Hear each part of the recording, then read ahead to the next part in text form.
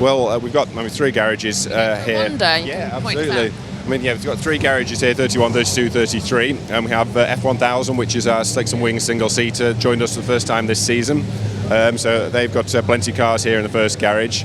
And we sort of fitted as many others as possible as we can into the other 2. Sadly, we only got sort of cars representing 10 of our 22 formulae, but I don't think we could have squeezed any more in. But we have the 5 Club MX5 Championship, which is going from strength to strength. Really is. The MX5 is so popular. That championship is so popular, isn't it? And I know that it's such competitive and close racing. Absolutely, there's loads of cars out there. It's affordable to get into.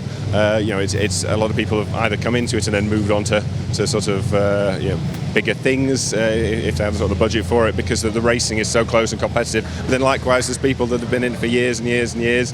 Plenty of cars out there, plenty of donor cars still available. They're reliable, rear-wheel drive. It kind of ticks all the boxes for a lot of people, and that goes very well. What else? Let's mooch. These are such great cars. We can definitely have a proper look around all of them. So, here we've got 2 cars from the Alfa Romeo Championship. So, it's one of our new formulae that are joining us for 2020. It's going into its 39th season, the Alfa Romeo Championship. They've got a huge variety of different cars. It's got a lot of history. It's got a lot of sort of pedigree as a race championship, and we're really excited to have them join the 750 Motor Club for next season. One of the new cars that have got out is a Mito. Hoping that can be its own sort of class within the championship going forwards, and they're affordable, reliable, modern Alphas, and great fun and sound really good as well. Quite evocative of the sort of Alphas of old. So it's really good to have these 2 cars doing passenger rides, getting new drivers out in here. Some sort of new 750 Motor Club members trying out the Alphas. So already trying to get them integrated within the club. How many members do you have now? Well, on the racing side, it's sort of up to around 1,000 racing members, which is really good. Yeah, plus all the sort of the heritage members, the Austin 7 members, and the trials that are sort of a separate part of the club. But you have some wrinklies that have just been there from years and years and years back and seen it evolve over the years. Yeah, I think the best example of that is a racer that we have called Bob Simpson. He races in our 750 Formula Championship, which is effectively sort of the oldest race formula in the world.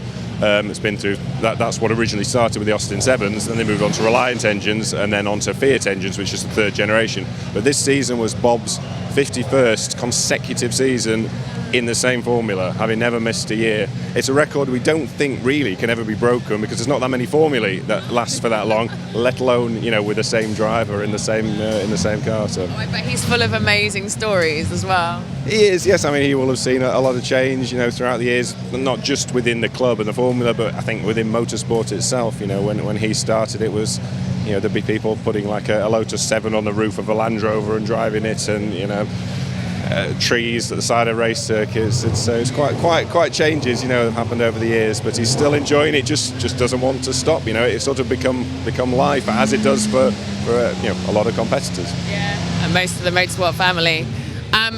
What time's this one going out? This one will be going out in the next session. So this is our sort of Mazda 7. It's sort of an offshoot of our low-cost championship, which is one of sort of UK club motorsports, the biggest and most successful formula, huge grids. And it's not meant to replace it. It's a sort of let's say an offshoot with a Mazda Mark 2.5 1.8, the VVT engine, largely unused. It's not the same one that's in the MX5 championships. There's loads of donor engines, very cheap. So 140 horsepower, we've got a control parts system and a locked standalone ECU. And there's just a few parts to upgrade a standard low cost, some slightly better brakes, stickier tyres, but effectively the same sort of formula, just with a step up in performance. So a few people have been sort of looking towards that. And we've run it within our Sports Specials Championship in 2019, but in 2020 it will have its own grids, its own standalone grids, because the numbers are already there.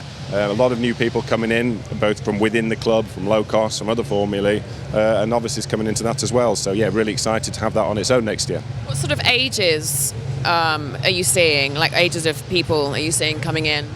I think it doesn't really change year on year. Anything from sort of 16 to 60. Well, I say 60. We have plenty of drivers in the 70s, 80s. There really is sort of no barrier. So and everybody sort of gets on. With sort of friendships that you perhaps don't see elsewhere in life. An 18-year-old sitting around and having their tea with 70-year-old racer and chatting through their life in motorsport on a paddock at the weekend. That's what I was going to say, because you guys are fairly renowned, aren't you, for your atmosphere and your paddocks and things?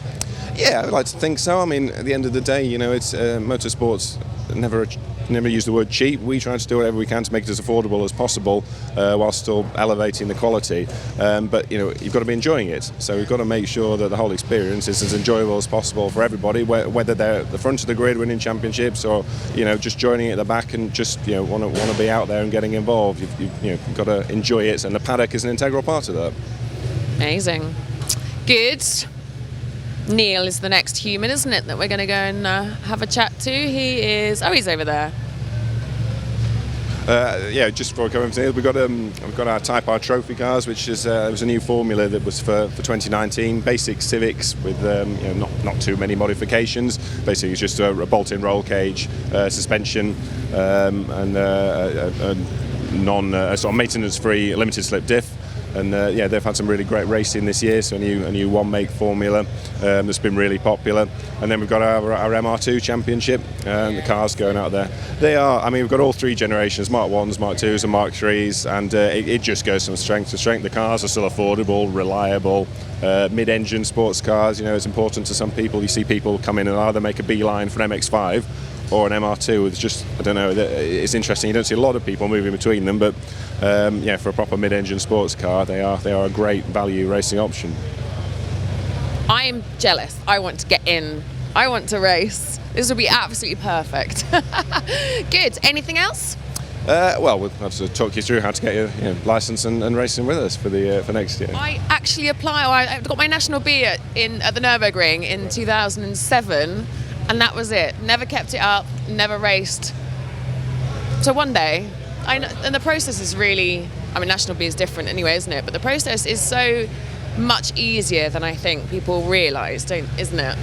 Yeah, I think people see it. It's like, I've got to do a license test. I've got to do this, that, and the other. Yes, but it really is just it's a fairly straightforward. For anybody that's done a track day or a bit of karting, it is a straightforward process, a multiple choice sort of test, a practical element. But they're not looking for pace; they're just looking for somebody that's competent to drive a car around a circuit.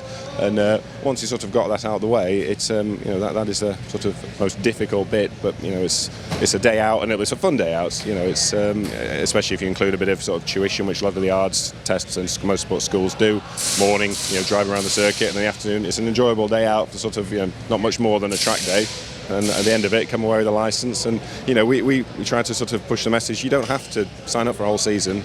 If you haven't got the budget or you haven't got the time, once you've got the car and the kit and the license, you can do one race a year, 2 races a year, as much or as little as you want. And I know that you guys would nurture people from that initial how do I get a license, what do I do, right the way through to the race day, wouldn't you? Yeah, absolutely. We try to. The 750 Motor Club, we generally have the same sort of staff that we have in the office. They have in the race meeting. Well, people being sort of a point of contact. So you ask us any questions, and we're there to help guide you through every step. Really, from if you're looking for a team to give you a bit of mechanical assistance the weekend, we can put you in touch with the right people. Getting your license, what you need to do to enter, the sort of admin side, and the race meeting procedure. We can kind of guide everybody through all the different steps that are necessary. Good. Are you going out? We're all fully booked, unfortunately. If there was a free session, I would be hopping in the car. But totally should have organised that one. You could have done a shifty. I'll be in that car there at that time. You could have totally got away with that. Yeah, alias name perhaps. I've no idea who Nikki is. Then I disappear for 15 minutes. Who knows? But no, it's just we've had such a great reception to this event, and booking people in advance that all the cars are sort of generally booked for nearly all the sessions. So really pleased. So you'll be coming back to MSD next year then?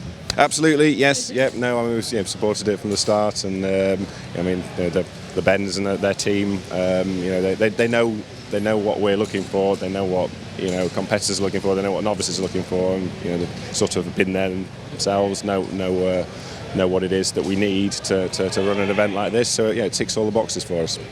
Good. Thank you. Have a great day. Have a good rest of your MSD experience.